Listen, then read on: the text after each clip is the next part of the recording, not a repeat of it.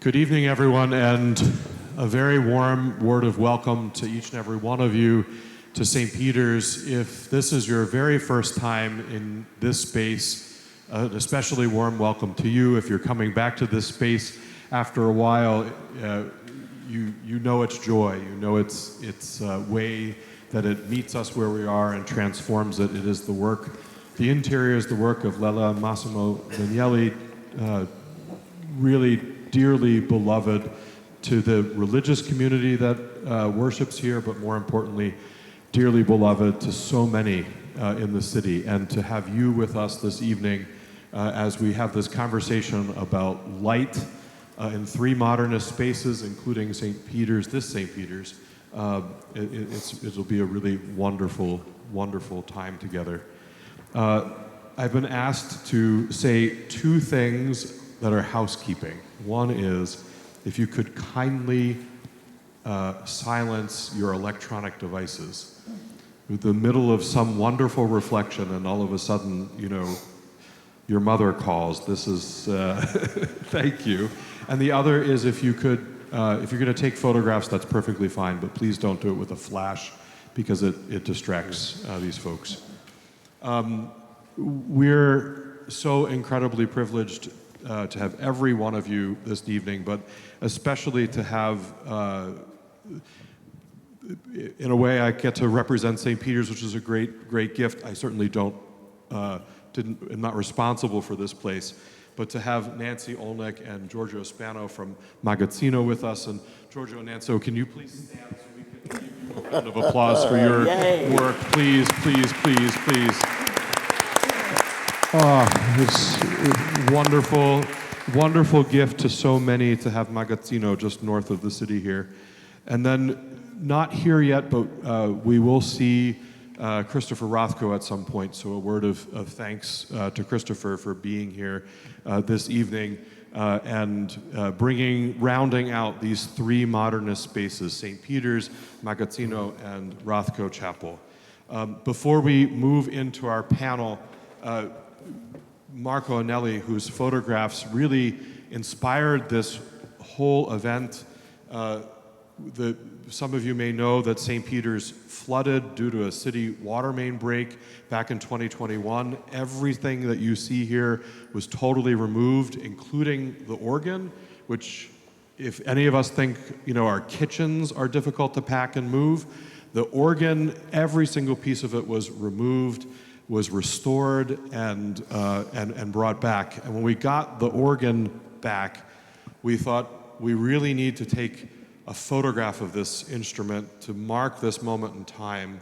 And there was only one person to turn to, and that was Marco. And so you see three extraordinary photographs of this instrument upstairs, and then we thought, well, what else could we show? And from the other St. Peter's, some people may know this story that whether or not it's true, it was very true for Massimo.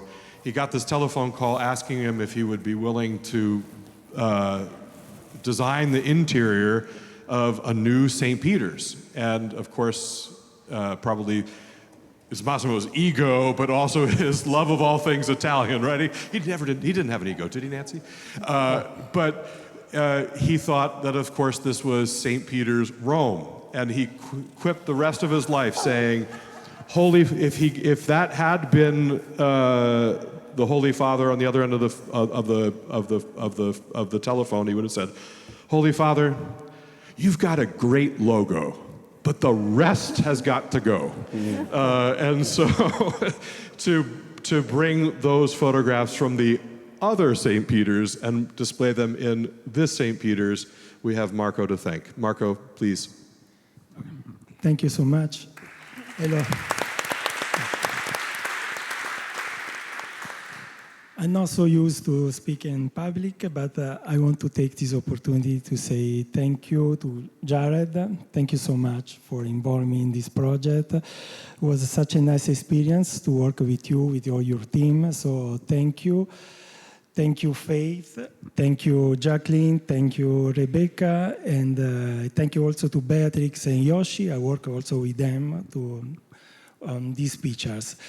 I'm going to be fast. I'm going to just say a few words about those photographs upstairs, they came from two different projects. One is from St. Peter Basilica in Vatican, Rome. From 1995 to 2000, I used to be the official photographer of St. Peter for the Jubilee. And I had a chance to photograph St. Peter Basilica for almost, I think, all the point of view, from the underground to the Necropoli Vaticana to the dome. I photographed every single part of the facade because at that time there was a major restoration on the facade for the Jubilee. And among this project, I also carried out a personal project on the Basilica. The Basilica of St. Peter, the idea was to give a different point of view of one of the most photographed church in the world. So I used the natural light. It took me 2 years to study all the different light conditions.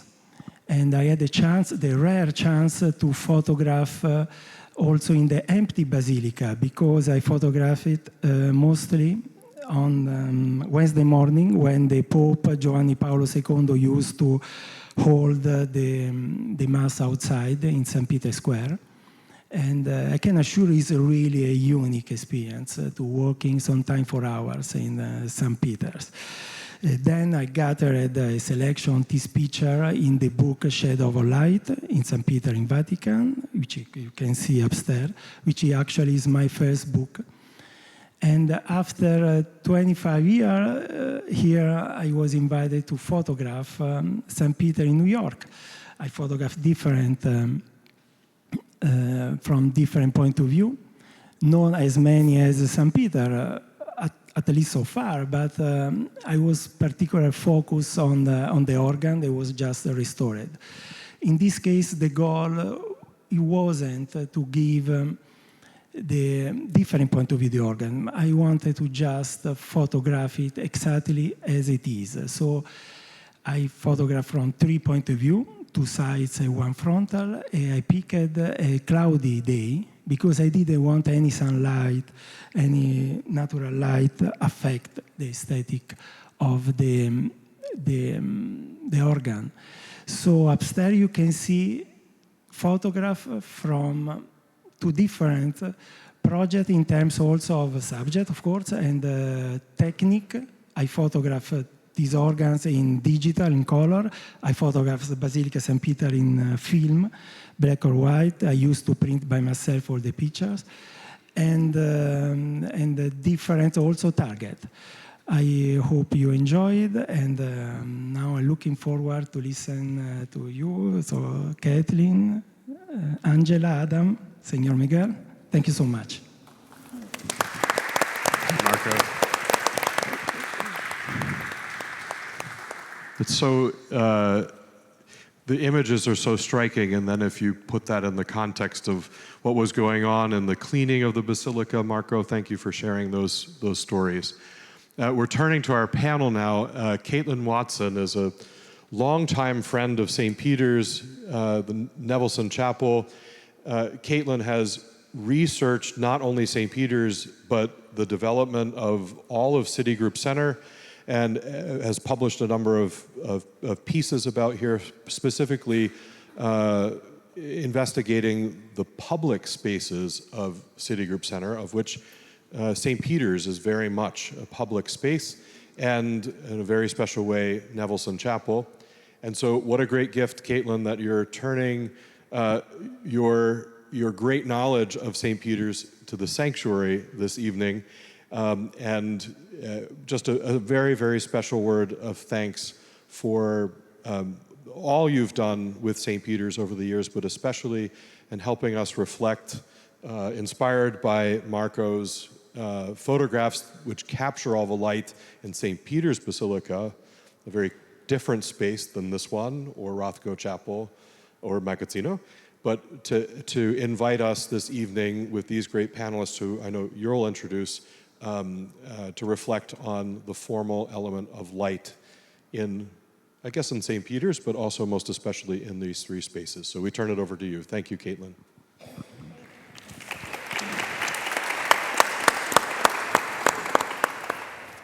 Thanks so much, Jared, for that very kind introduction. So I'll start out with a quick overview and also some housekeeping. Tonight you will hear brief presentations by each of our panelists, followed by a moderated discussion. And we will be leaving time at the end of the panel for questions from you in the audience. So you should have received a note card on your way in. And please write down any questions that you may have on these note cards, and someone will be coming around periodically throughout the panel with a basket to collect those from you. So with that, I'm honored to introduce our panelists. Adam Urinsky is the principal of Architecture Research Office, or ARO, a New York City firm united by their collaborative process, commitment to accountable action, and social and environmental responsibility. ARO's diverse body of work has received widespread recognition, including the 2020 American Institute of Architects Firm Award and the Smithsonian Cooper Hewitt National Design Award. And Adam has taught and lectured across the United States and has also written about the firm's work. Adam holds an undergraduate degree in architecture from the University of Virginia and a Master of Architecture from Princeton University. Miguel Quismondo is founder and principal of MQ Architecture. Born and raised in Spain, most of his career has been in the United States, having collaborated with architect Alberto Campo Baeza in the design and construction of the Olnik Spanu House, and continuing to work with Nancy and Giorgio across numerous projects, including the development of Magazzino Italian Art in Cold Spring, New York, which we're very excited to hear about later, where he is also a member of the advisory board. Miguel's work has been published in the New York Times and exhibited at the Venice Biennale, and his awards include an honor in architecture by the AIA New York and the Daedalo Menose International Prize. He holds an undergraduate degree in architecture from the Polytechnic School in Madrid and master's degrees in real estate development and construction management from Columbia and NYU. And he now teaches architecture at the New Jersey Institute of Technology. And last but not least, Angela Wolf-Scott is CEO and principal of McDonald and Mack Architects and a licensed architect in the state of Minnesota. McDonald and Mack Architects has been at the forefront of historic preservation since their founding in 1976. And they were recognized by the AIA Minnesota with the Firm Award in 2011 as the gold standard of preservation.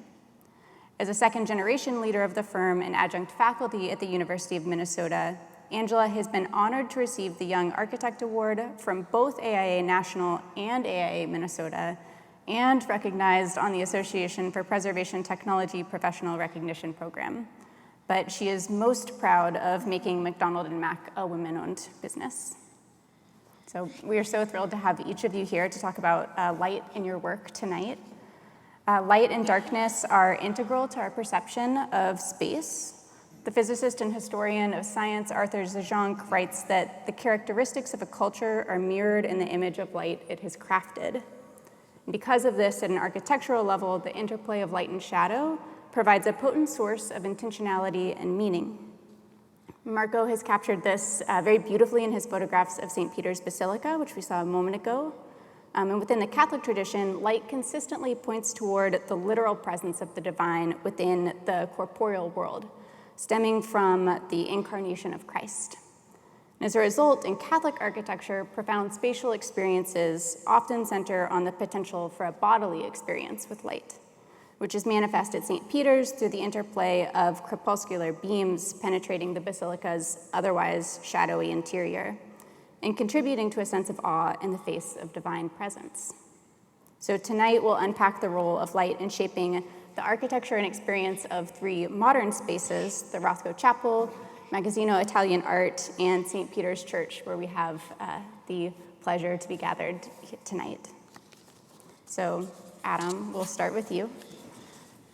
Throughout his career, one of Mark Rothko's primary concerns was the lighting of his work.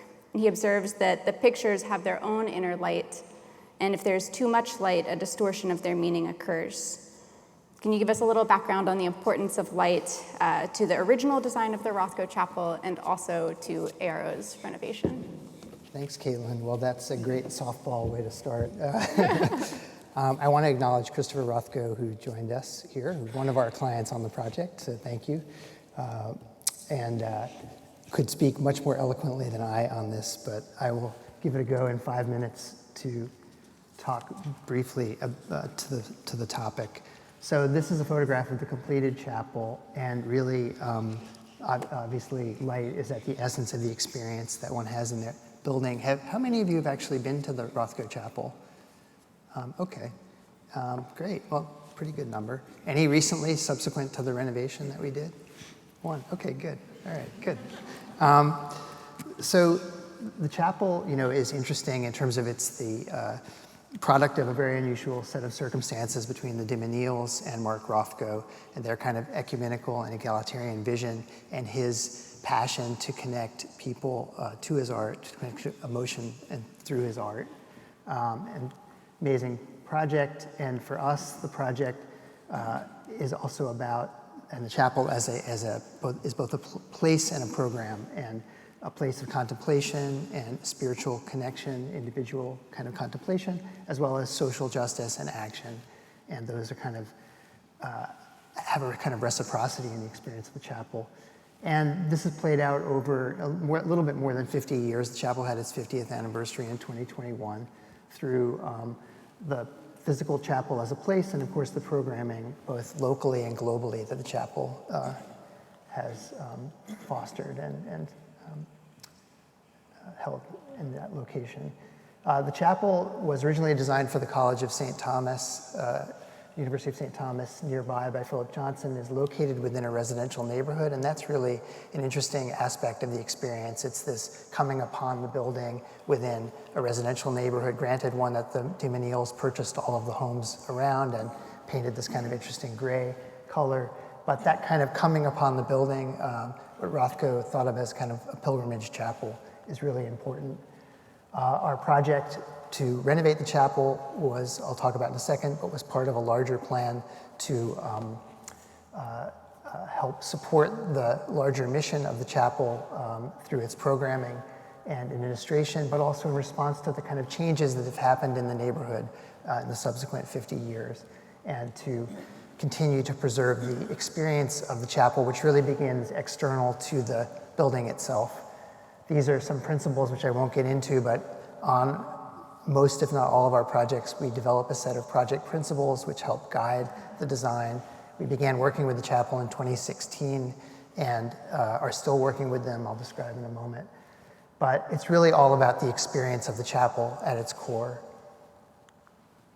The renovation was extremely thorough, and again, I won't get into the detail because this is really focused on light, but really touched every aspect of the experience of the chapel building. And also structural reinforcement of the building as well. So the entire chapel interior was gutted and structure reinforced, and all the finishes put back.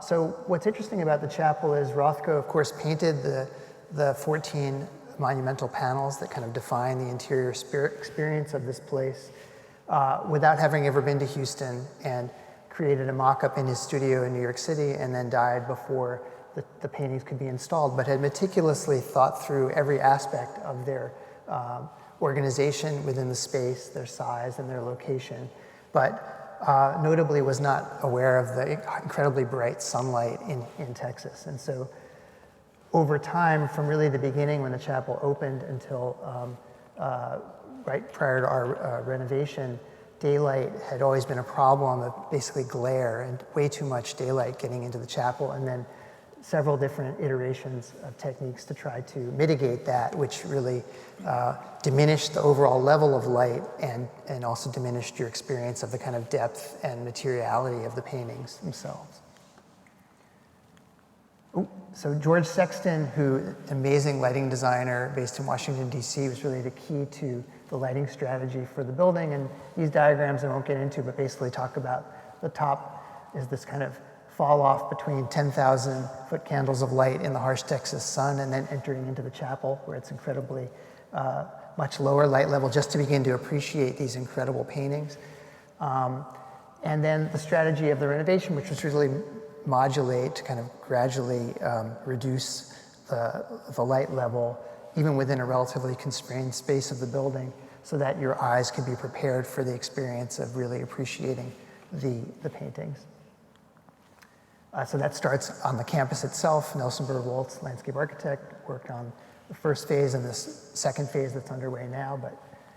And then within elements like the removing glazing and a small program of kind of the gift shop, if you will, which was set up within the vestibule of the chapel, creating a different kind of vestibule, a smaller one, and then a slightly darker finish paint within that area.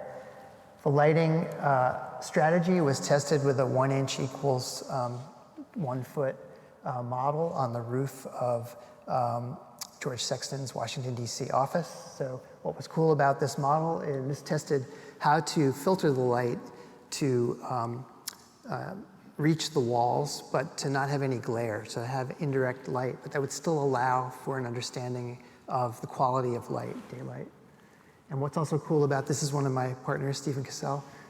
You could put your head inside the model and actually look at this, but this is where they tested paint colors and 3D printed models of different louver orientation to modulate the daylight.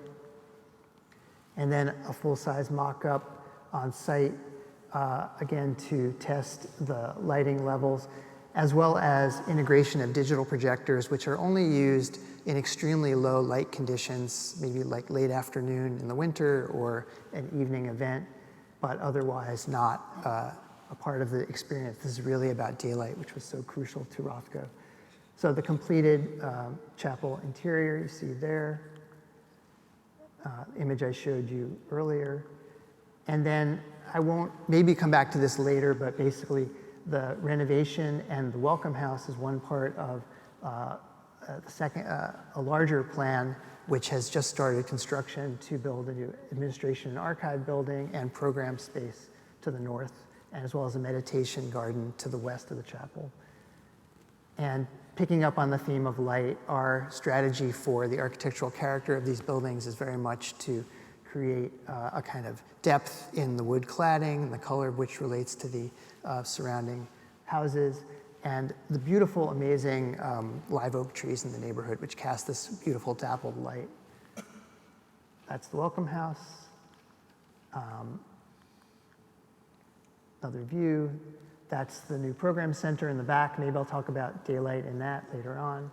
And a new public plaza, which is very different from the plaza in front of the Rothko Chapel with the Barnett Newman broken obelisk that's dedicated to Martin Luther King. This is a less specifically programmed space, but open to the public. And then a view from the program center out, and then the welcome house back to the chapel. So sorry for that incredibly fast tour through, but hopefully we'll cycle back to some of those slides with some of the other questions. Thanks, Adam. Miguel, light plays a central role in your design for the original Magazzino Museum and the new Robert Olnick Pavilion. You've created in these a beautiful balance between the architecture and the art. Could you speak to that? Well, we'll try. Thank you, Caitlin, and thanks St. Peter's for organizing this, and Pastor Staller for all the trust and all the confidence in what we're doing. It's very exciting to be here and talking about what we've done so far and what we're planning to do. And especially thanks to Nancy and Giorgio. I'm gonna show a few pictures of Marco Anelli that has been very involved in the process of Magazzino since the beginning, but this one, I was there before. This is probably over 10 years ago. I love this picture. It really has this excitement of this young couple that is completely crazy and is thinking about opening an art space for their collection of arte povera. And this is when we first arrived to what later became Magazzino. I like this picture because it's it really has the seed of a beautiful project. Later on, we created this this art space. And I'm going to show you pictures, but first there was a process, and Marco was there witnessing the whole erection. We were not only the architect, but we were also the general contractor, so we were able to hire all the mostly local contractors, so 80% of the people that worked on this project lived 20 minutes away, and it was beautiful to have a community engagement of that range. I'm going to show a video, I think, Manuel. Okay. Yep. Thank you. So this is something that my office prepared with Marco's work, and it tells the story of how we erected. This is the second building, but it has a beautiful quality to the whole process, and Marco's pictures capture spaces in a raw situation that is very moving. This cubic space that I'm going to talk to you about later is very moving since the inception. It's capturing the space.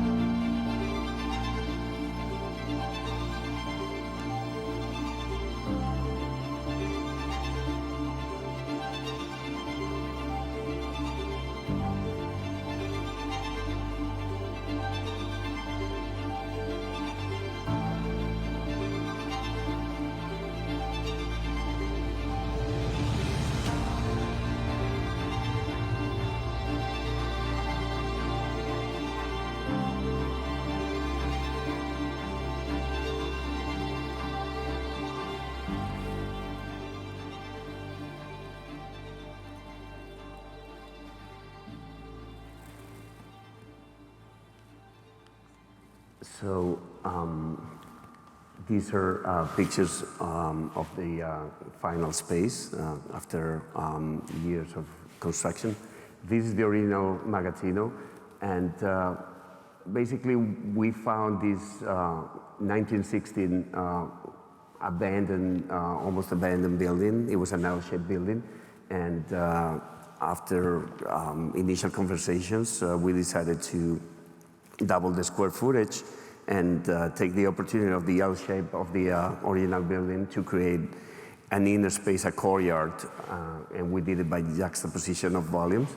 And then we just tied together those two elements with two glass pieces. So we took the opportunity to create a dialogue between the existing and the new. And that was taken not only from materiality and structural solutions, but mostly by the way we treated light. So the original building has perforations that bring light into the spaces in a solid way.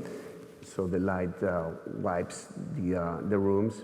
And then when you enter into the new space, because of its size and its proportion, we found this material that allows us to create a very even atmosphere. So that contrast was important for us. It's almost, when you enter the second room, it's almost like a sacred feeling. It's moving. This is the connector, and that becomes the entrance. And the contrast of those old and new building. I love these pictures. They're not the typical ones, but I found they had a quality that talked in a way to the Basilica pictures that Marco was showing originally, and how the light and the shadows are cutting those volumes. It's really impressive. And this, as simple as it may look, it's really talking about what this architecture is trying to do. It's very sober, and it's trying to, in a way, disappear and let the art speak. And this is the grand space, almost like a big container of pieces, and allows for the art to take the protagonism. So after a couple of years of this original space being in use, we decided that that we needed more space. We ran out of space, and that's when Nancy and Giorgio decided to create this new building that is a little bit of a mix of uses. For that, I had the opportunity to work together with my master, my mentor, the Master of Architecture, Alberto Campo Baeza, and we created the Robert Olnick Pavilion. It was a great honor to be able to work with Alberto hand in hand. I had worked for him before, and we had done the Olnick Hispano House, and being able to create this space was a real joy. So what is this space? It's basically a 3-level element that is giving response to different functions. There's a cafe on the upper floor. There's 2 exhibition rooms that are used for temporary shows. And finally, on the basement, we decided to bury it to avoid the impact of having 3 volumes. We created a multi-purpose space used for conferences and live broadcasting. So this is the view from the sunken courtyard. It's facing south, and it takes the advantage of the light coming through all day long. Oh, sorry. And then this is one of the 2 exhibition spaces.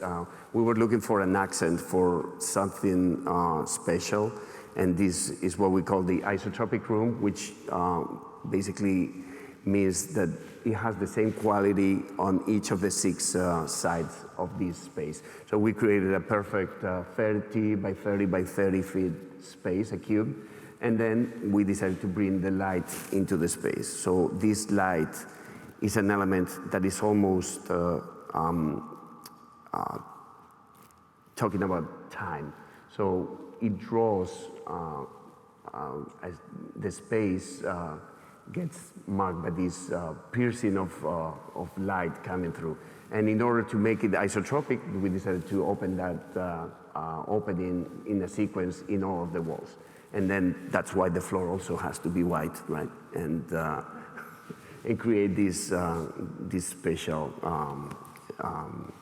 feeling. So it's very, in a way, it's very sacred, being a space that is not intended to be sacred. So, thank you.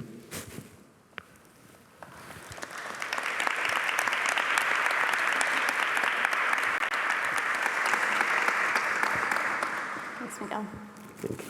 Angela, the sanctuary here at St. Peter's is such an iconic and special place, a total environment designed by Lella and Massimo Vignelli, nestled in the heart of Midtown. Can you tell us a bit about your process and the approach for its preservation? Yes. The process of historic preservation is always just the careful management of change, right? Buildings are not so static as they might seem. There are a lot of demands on them. One quote that I like that I don't know who to attribute it to is, "It's not good because it's old because it's good." And we're really fortunate that this space is able to get old. It's so common for interiors, especially modernist interiors, to be underappreciated and to be renovated before people can really appreciate how beautiful and special they are. So it's a real honor for me to be able to, as a historic preservationist, to be able to work on spaces that are so well designed. It's kind of like, designer hindsight. I get to work on spaces that have amazing materiality and exquisite detailing and beautiful use of space. And you get to see the things that worked and the things that didn't work, and see what stands the test of time, which is a real gift. The threshold for historic preservation, for historic designation, is about 50 years. It's exactly 50 years. So this space got it a little early, which is pretty incredible. It's unlikely I'll still be working or maybe even alive when the buildings that you've presented get to be 50 years old and meet that threshold. But I'm sure that, they'll bring some joy to some historic preservationist who gets to work on them. Because I know that I have experienced a great deal of joy working on Lella and Massimo Vignelli's St. Peter's Church. This place is amazing. Sometimes I have the fortune of being able to plan and study a building before starting work. That's kind of the ideal scenario. You get to study the context, the developmental history, identify the character-defining features, put together a philosophy, a treatment philosophy, so there's clear and consistent management of the property. None of that really happened here, right? The water main break was a real difficult start to this, which is actually not uncommon, that some sort of emergency spurs the need for historic preservation. And it's really difficult to make significant changes and repairs while maintaining historic integrity. It's definitely not a DIY kind of situation. And after several months of St. Peter's struggling to DIY this and manage everything else that was going on, they reached out to McDonald and Mack Architects. Fortunately, the Vignellis literally wrote a book about their design philosophy, so that was incredibly helpful. And also, Pastor Stoller cares deeply about this space and design and is a curious and compassionate, intelligent steward to this place. The rest was a little bit of improv. The careful management of change is tricky and really focuses on listening to the place and listening to the people who designed the place, who use the place, who maintain the place. At St. Peter's, it was important to understand the grid, which is often marked by shadow or void, which you can kind of see the datum that runs around the room, how everything is kind of lifted off the ground. And understand, and the design language that was used here. Those were some really key parts, key character-defining features. And it was important to understand just how critical those things were to this design. The grid and the design language are really paramount here. They're very meaningful. And it was important to understand the need for the changes so that I could participate in helping to weigh the pros and cons of making any change and what degree of change would be appropriate. The organ is a really good example of the restoration work that happened here. The CB Fisk they're an organ builder, and we're incredibly wonderful to work with for this restoration. And of course, I started late. By the time I started, this was in pieces in their shop, which again, not ideal, but you do what you need to do. They did the heavy lifting of making most of the functional changes basically invisible, which left a couple of items that we needed to work out that were not going to be invisible. There was a desire to improve the sight lines from the organist. And so in order to do that, the real solution would be to raise the keyboard and to raise the bench. This is a pretty big deal in a space where the organ is lined up with everything in the room and is really integral to the design of this space. So we took a look at the developmental history of this organ. And you can see on the left is the original Kleist design, which is, well, you can barely see it. You can take my word for it. It's rather organic, not kind of the rational order that is the design of this space. And then Massimo's next sketch, which looks remarkably like this, is very ordered, very rational. The Kleist drawings, there were iterations where over about a year and a half where they got more and more cube-like until the console became a cube. And then on the left, you can see on the bottom, there's a front elevation and a side elevation and a section of the console. And you can see that the cube gets cut away for sightlines because these problems persist, right? So we took a look at what it would mean, which you can see on the left, to raise the keyboard and raise the bench. And there were more cons than pros for that option. It changed the alignment of the panels on the side, made for a rather unsafe situation for the organist because then they would be raised up higher on a bench, on a platform. So the decision was made to stick with the original design.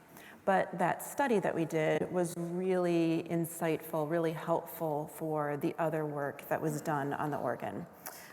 There were many other changes that were made that were very necessary. The keyboard had many modifications over the years, and so when the keyboard was completely redone and cleaned up and made more rational and lined up, the console case was restored. It had been kind of scuffed and used over the years, and so it's restored to its original finish. And the bench was restored, replacing some of the visually intrusive reinforcing that was preventing people from being able to see the organist's feet in motion. So the Kleist-Fisk organ is back home again, and the space is kind of put back in order. It takes kind of a village to manage careful change of a space, and some really careful stewards to be able to navigate and put that team together.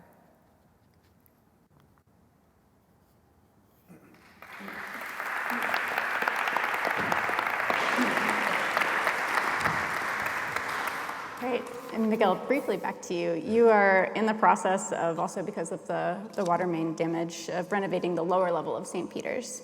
This is a particular challenge given that the space is entirely subterranean and also serves a very wide range of functions, everything from having the church's sacristy to a public theater. So could you tell us a bit about your design? Yes, hello again. Basically, we were given the opportunity to renovate. We were working with the church on the sacristy renovation, and unfortunately, the water main breakage happened. So we had a little disaster, but the church, despite the adversity, found the opportunity to take this as an opportunity to upgrade certain spaces. In particular, truth be told, is the basement, the lower cellar was in somewhat disarray, and Massimo and Lella never had the budget to do anything more than just fulfilling certain needs. So we took advantage of what we had to learn from. So obviously the sanctuary is a big reference for us. So we went over their legacy. We had this big red book that Beatriz Cifuentes was able to publish a few years ago, and we have posted it all throughout and tried to learn. So we obviously try to understand the grid and the square and how Massimo and Lella used it here, and try to bring it into a 50-year later program. So because the program is rather complex, we sort of split it into main areas. So on the right side there's an existing theater that we are fully renovating and creating a wider vestibule, and then connected visually, although we have a handicap of a higher level, we are doing another public area. We refer to it as the cloisters. So every room happens around that gathering space, and we're giving the opportunity for the church to use it in different programmatic solutions. These are all renderings, and these will be what I refer to as the cloister. So we have to deal with the existing structure. So we're wrapping it with chrome reflecting, and then we're trying to learn. I don't know if I mentioned that the trick that they created with the mirror on the top of the elevator. So we found we could play with that. This is a view of one of the rooms that faces the cloisters. A little dining space, and this is the lobby of the theater, where there's going to be a new ticket booth, and we're creating the opportunity for more gathering space. The challenge: we don't have natural light in the underground, so we're trying to. We have a lighting designer, site studio that we're working closely with, and figuring out ways to create spaces that are that feel pleasant, and also working with the different temperatures of light between the day and the evening, and obviously dimming, and we're so. This is the last rendering we have, but the challenge is fantastic. So we're very excited. We're just dealing with a problem with the city. The city has to understand that we are doing an improvement for a landmark space that we need to get approved. So we're in that process and creating a pro. So, thank you.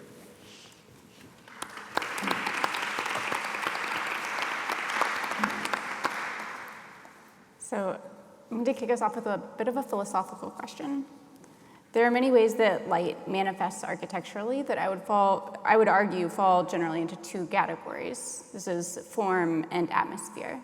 So when light is expressed as form, its presence is made discreetly perceptible, and it is another body to be encountered within the space. But when it's expressed as atmosphere, it is present more as a feeling or a mood. Could you speak to how you were thinking about light on these terms in your projects, and what led you to that? Yeah, I think it was interesting seeing the photograph of the isotropic space with the light streaking across the wall, which was very much not what was intended in the Rothko Chapel space, where it was all about no direct light ever reaching the wall. But that said, very much about the atmosphere of the temporality of daylight, and how you can sense the changes that happen kind of dynamically over the course of minutes or a day, or seasonally, based upon the kind of light temperature of the sun, or if a cloud passes in front of the sun.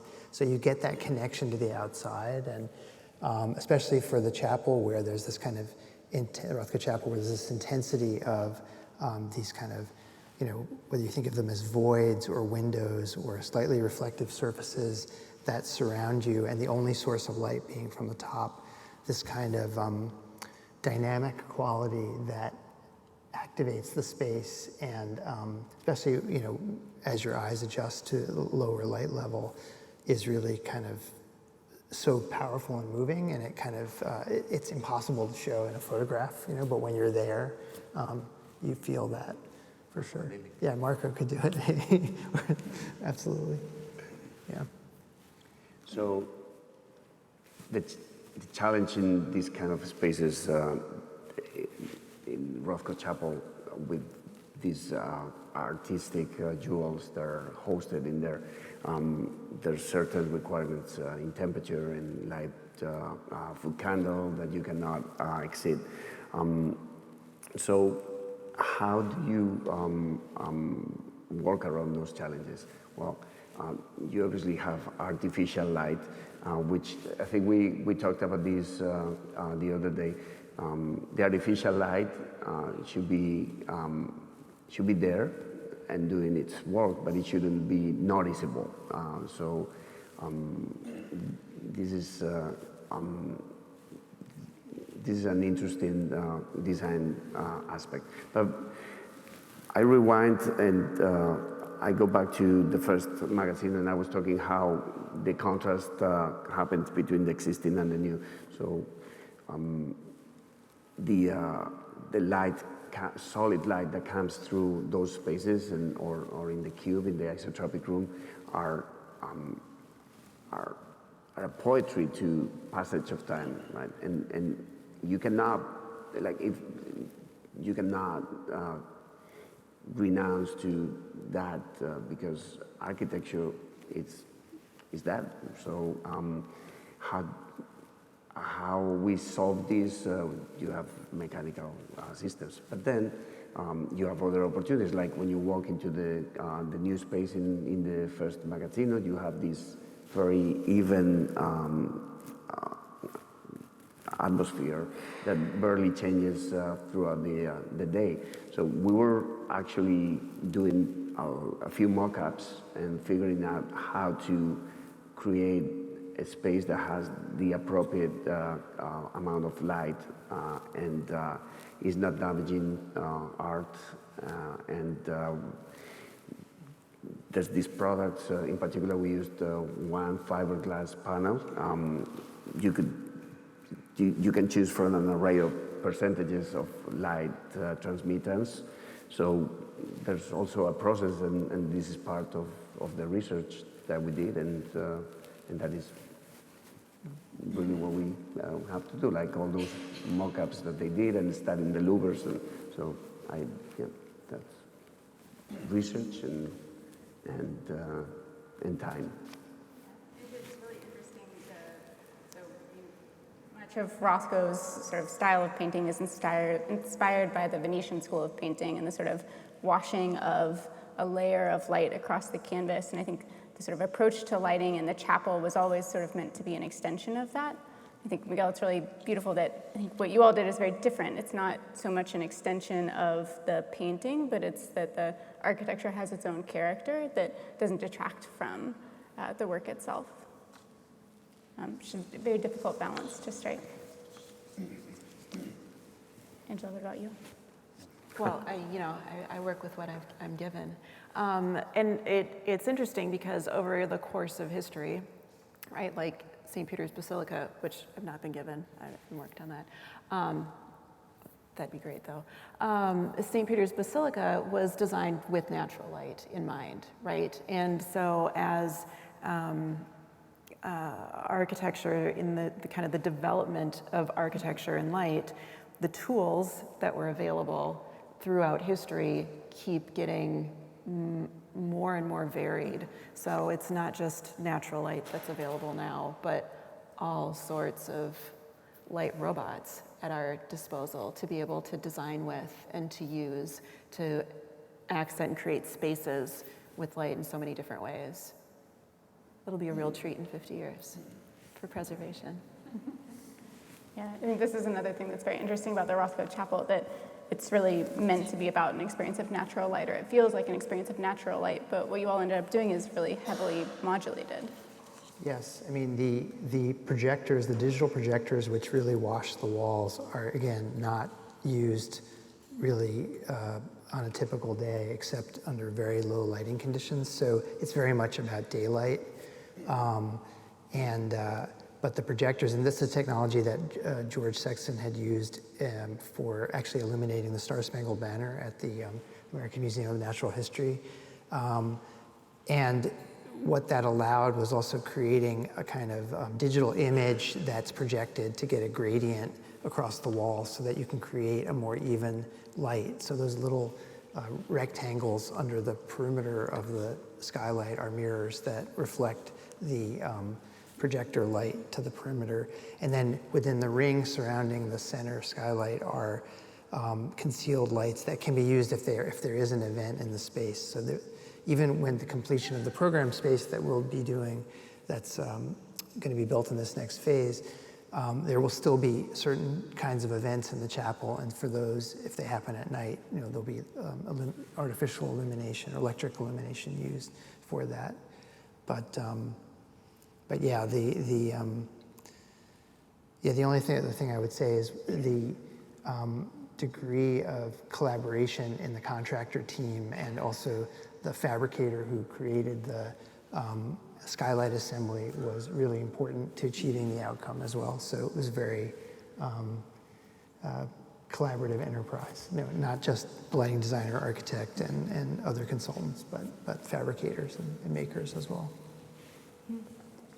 So these projects are particularly interesting programmatically because they all bridge between sacred and secular functions.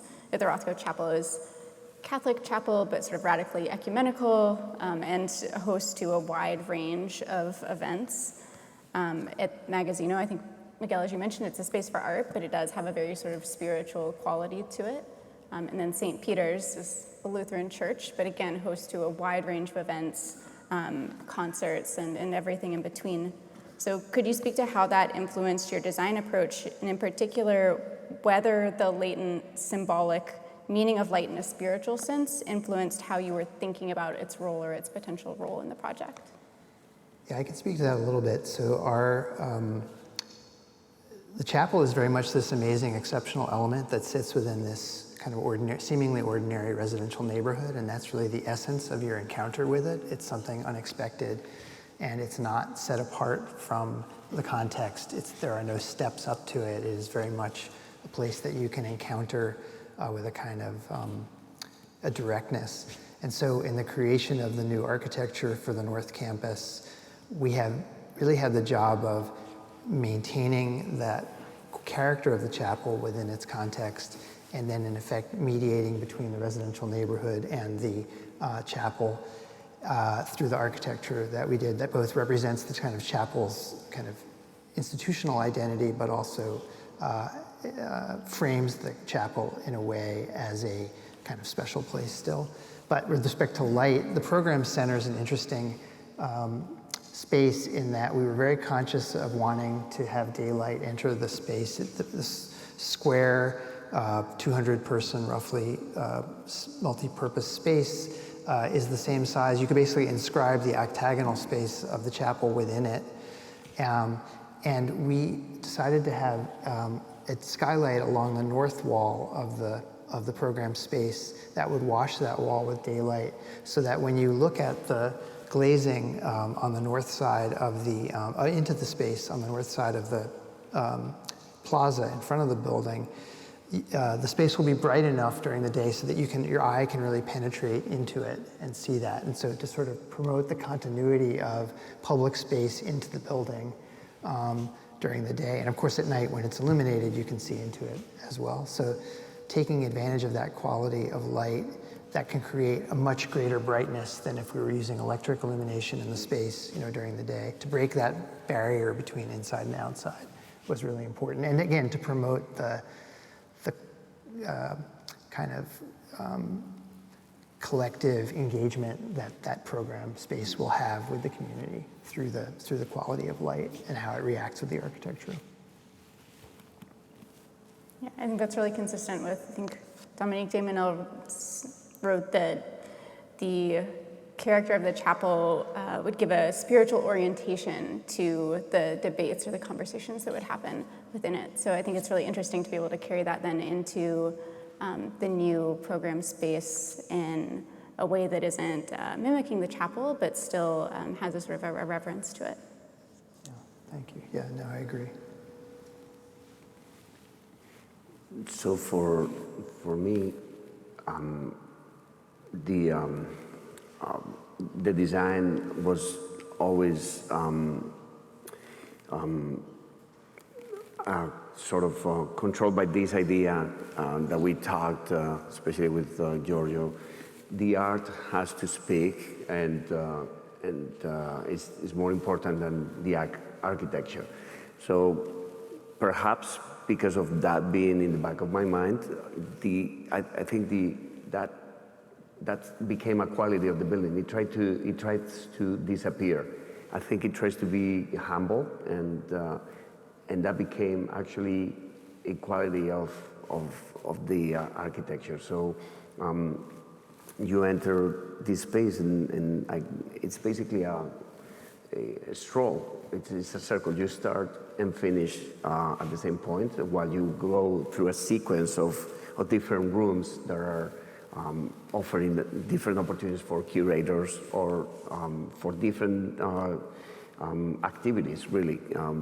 One of the most beautiful was a concert that we did in the big space with an a cappella group that was absolutely moving to witness, and it's beautiful to see a space that is able to adjust to different uses. So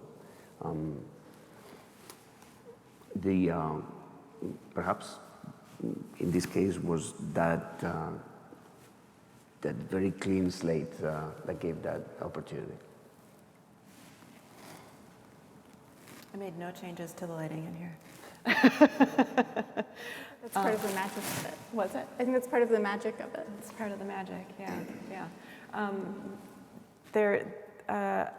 I do really appreciate, though, your design in the lower level, capturing the feeling of the void and the shadow and the scale of engagement of the design up here in those spaces that are downstairs. I think that you've done a really lovely job of kind of carrying that quality of light and shadow and pattern and texture and materiality through to that design.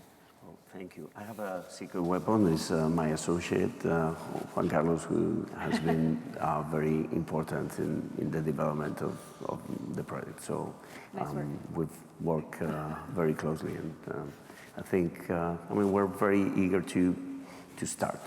I'm sure everybody here at the church as well. So could you speak also to some of the particular challenges in preserving these modernist projects while also transforming them to meet new programmatic functions? Me or Angela? Angela, maybe if you want to start this one. Sure.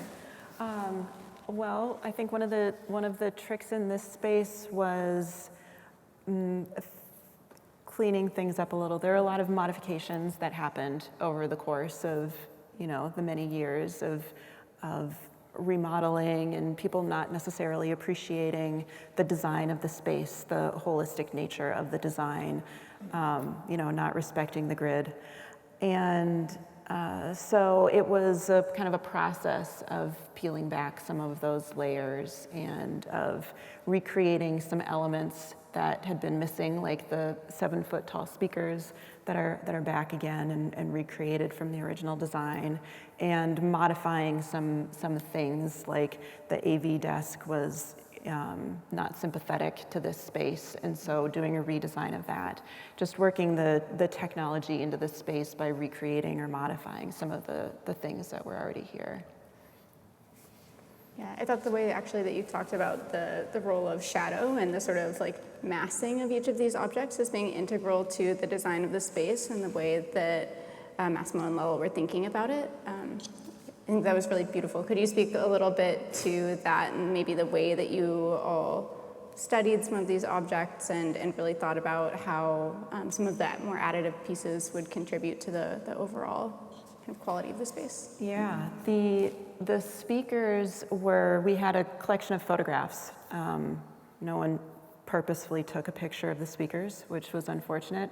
With a tape measure next to it, that would have been handy. And so it was a process of scaling them off of objects that were around them and recreating them. And in that process, we realized quickly why they no longer existed. They had a very small footprint, and they're 7 feet tall, and they were top heavy with the speakers at the top. And so I'm sure that was a really sad day when someone bumped into it and it, crashed and shattered. But we used the language of the space to be able to, while making some minor changes to that original design, you give everybody a little bit of grace that maybe they won't fall over this time, and make the base a little bit bigger and give us space for an anchor in the bottom to be able to anchor it to the floor. So it was picking up on cues in the space to know just how much we could push that design from the original to make it maybe a little more practical.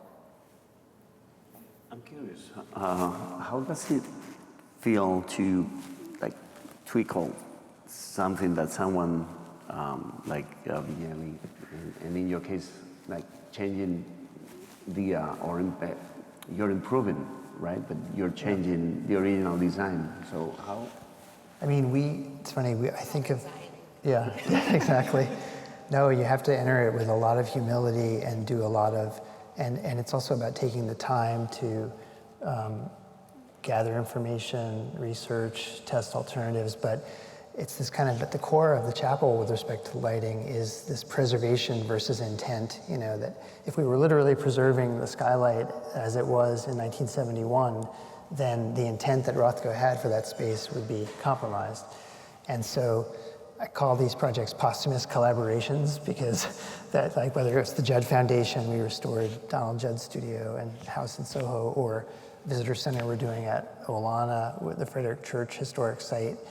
It's getting kind of a deep dive into understanding the specifics of the commission and the artist's intent, and then working very closely with actual living collaborators, Christopher and other people who are clients, to have these discussions and begin to unwind and kind of come to a consensus about what is appropriate, given the circumstances.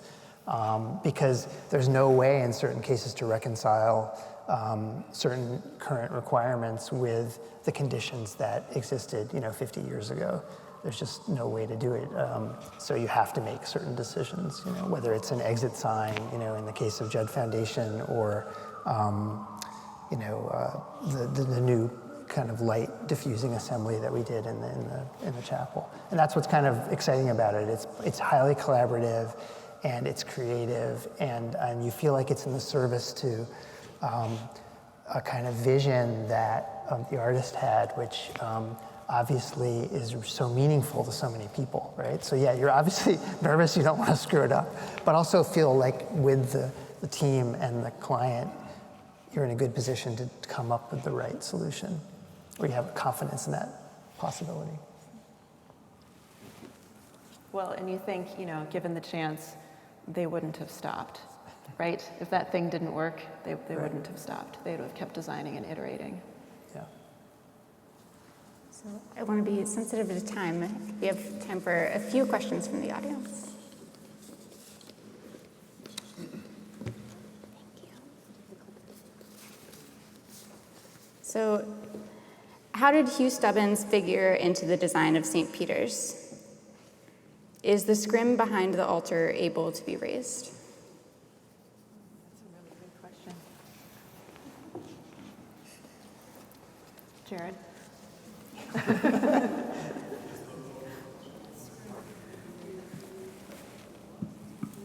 So, Can you say the question again? yeah, is the scrim behind the altar able to be raised? That's a great question. So what you're looking at here behind the altar in classical sort of Christian language is called a dossal cloth. And some dossal cloths can change according to the color of the season you're in, the liturgical color of the season.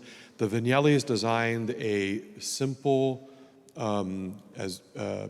linen beige dossal cloth, and it was in 3 sections.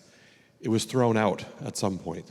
And so what we did here was to recreate that based on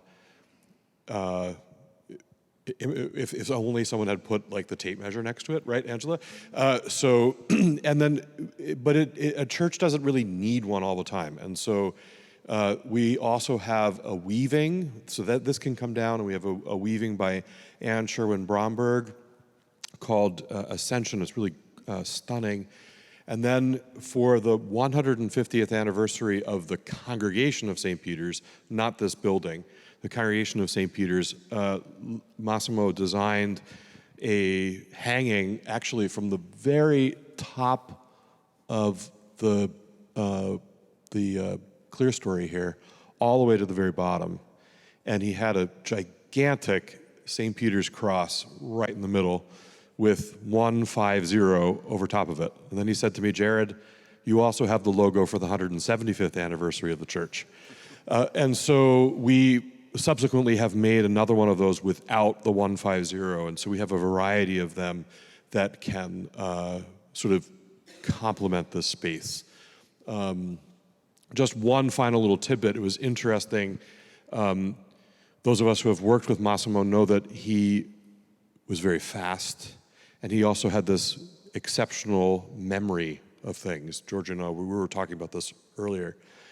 And when we were designing this banner for the 150th anniversary, I didn't even know that they had designed a docile cloth.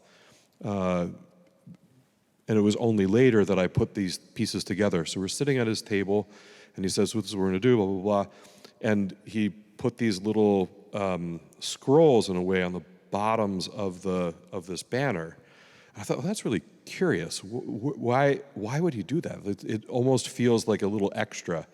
And I didn't say anything about it then, but a couple of years later, I actually discovered this photograph of the original docile cloth that they had designed. And lo and behold, at the very bottom was these two scrolls. And so this man never forgot a thing.